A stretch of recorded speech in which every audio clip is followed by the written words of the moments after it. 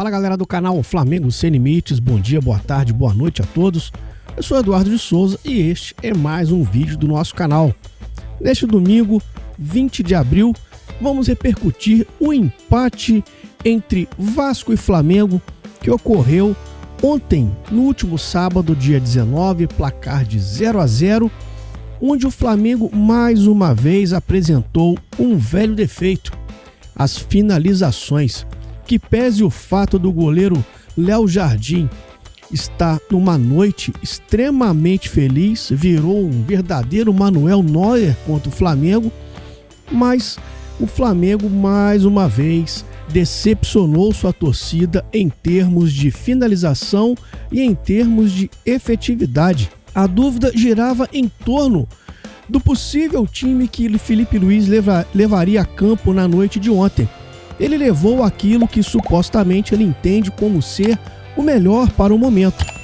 Levou Gerson, levou Arrascaeta, Michael, que deu uma declaração polêmica ao final da partida, Bruno Henrique no ataque extremamente apagado, Pulgar, Léo Ortiz, Léo Pereira, Ayrton Lucas no lugar de Alexandro, que nem vai viajar para o Equador, o Wesley, ou seja, o Flamengo entrou com uma equipe considerada a equipe titular pelo técnico Felipe Luiz, mas mesmo assim não foi suficiente para vencer uma limitada equipe do rival, a equipe do Vasco da Gama, onde Fábio Carille permanece no cargo após esse empate com sabor de vitória para os cruz-maltinos e empate com sabor de derrota para a torcida rubro-negra.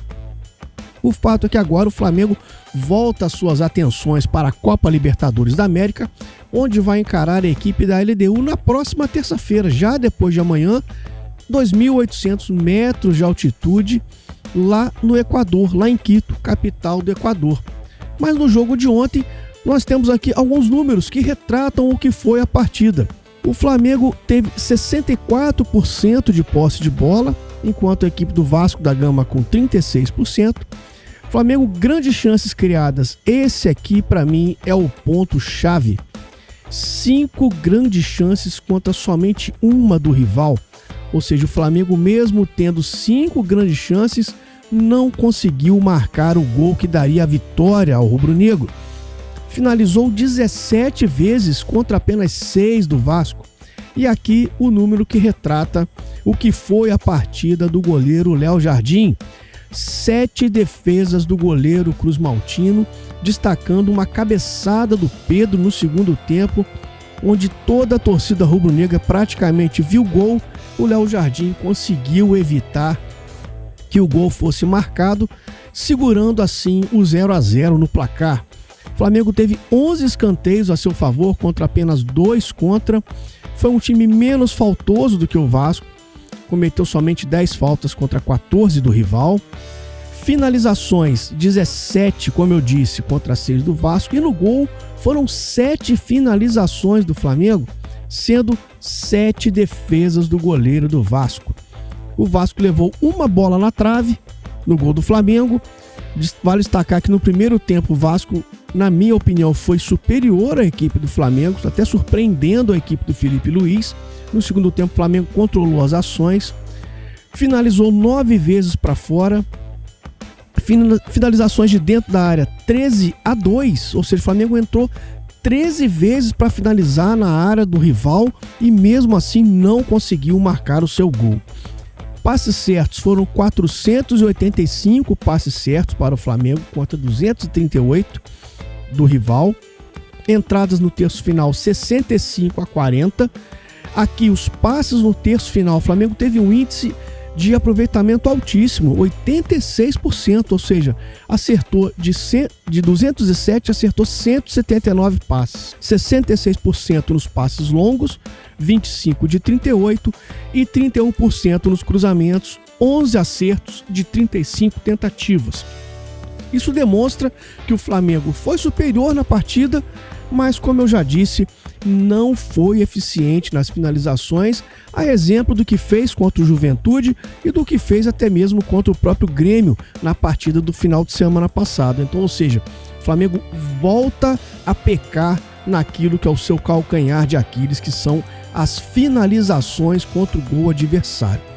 Mesmo com a entrada do Pedro, mesmo o Bruno Henrique em campo, o Arrascaeta, o Flamengo não conseguiu furar o gol do Léo Jardim e desta forma ficou no 0-0, marcando somente um ponto, e agora depende muito dos resultados dos jogos entre Fluminense e Vitória, Fortaleza e Palmeiras para permanecer talvez na primeira colocação do campeonato. Fluminense e Vitória se enfrentam no Maracanã, estão se enfrentando neste momento em que eu gravo o vídeo, 1-0 para o tricolor carioca, e Fortaleza e Palmeiras se enfrentam na Arena Castelão neste momento, 1-0 para a equipe do técnico Abel Ferreira. Desta forma, o Flamengo cai para a terceira colocação momentaneamente, de acordo com esses resultados. Então, no próximo domingo, o Flamengo volta a campo pelo Brasileirão, vai encarar a equipe do Corinthians no Maracanã, jogo que tem tudo para conquistar os 3 pontos. Isso se a equipe voltar a acertar o gol de maneira eficiente. Mas antes disso, como eu falei, terça-feira, LDU e Flamengo, dia 22 de abril, às 19 horas, no estádio Rodrigo Paz Delgado, terceira rodada da fase de grupos da Copa Libertadores da América. Flamengo vai subir os 2.800 metros de Quito para tentar reverter a situação adversa na qual se encontra. Afinal de contas, após perder para o Central Córdoba, o Flamengo caiu para a terceira colocação do grupo e tendo exatamente LDU e Central Córdoba à sua frente, ambos com 4 pontos. Uma derrota em Quito traz consequências gravíssimas para as pretensões de classificação do Flamengo na Libertadores. O empate ainda é um pouco aceitável, mas o ideal é que o Flamengo vá até aqui e volte com os 3 pontos para compensar o vexame que deu no Maracanã contra a equipe do Central Córdoba. Partida difícil, partida muito complicada para o Flamengo, mas que mesmo assim o Flamengo tem condições de ir lá e buscar esses 3 pontos contra a equipe da LDU. Obviamente, não será um jogo fácil, Libertadores nunca tem jogo fácil, mas o Flamengo tem condições de ir lá e buscar esses 3 pontos. Aqui eu tenho a lista de relacionados para essa partida. Já adianto, o Flamengo não terá Alexandro, De La Cruz e Alan à disposição. Alexandro, com um edema na coxa, está fora, assim como ficou fora do jogo de ontem, e Alan e De La Cruz poupados devido à dificuldade em atuar na altitude. O Alan tem traços falcêmicos, isso então impede o jogador, o atleta, de atuar na altitude. De La Cruz, que já havia ficado fora do jogo do Uruguai lá na Bolívia, também está fora da partida de terça-feira.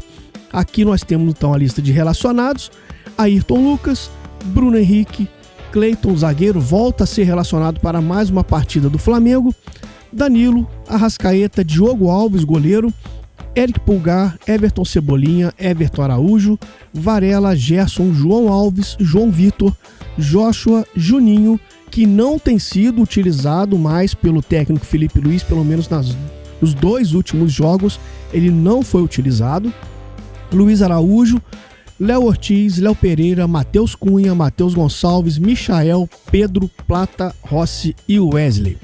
Eu citei aqui o Michael.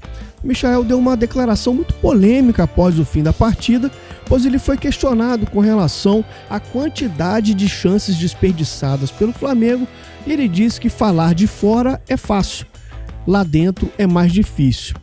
Ora bolas, Michael, você ganha um salário altíssimo a exemplo dos seus colegas de profissão. Estão ali exatamente para fazer o mais difícil. Então, desculpa, neste momento não cola com a torcida rubro-negra. Cabe aos jogadores, aos atletas, se aperfeiçoarem no que diz respeito às finalizações para que as chances criadas sejam convertidas em gol. A ver como será o desempenho do Flamengo na próxima terça-feira. Já peço para você se inscrever no canal, acionar o sininho para receber as notificações, deixa o like porque é importante e divulgue para que o canal possa crescer ainda mais. Uma boa semana a todos, um forte abraço, se cuidem e saudações rubro-negras.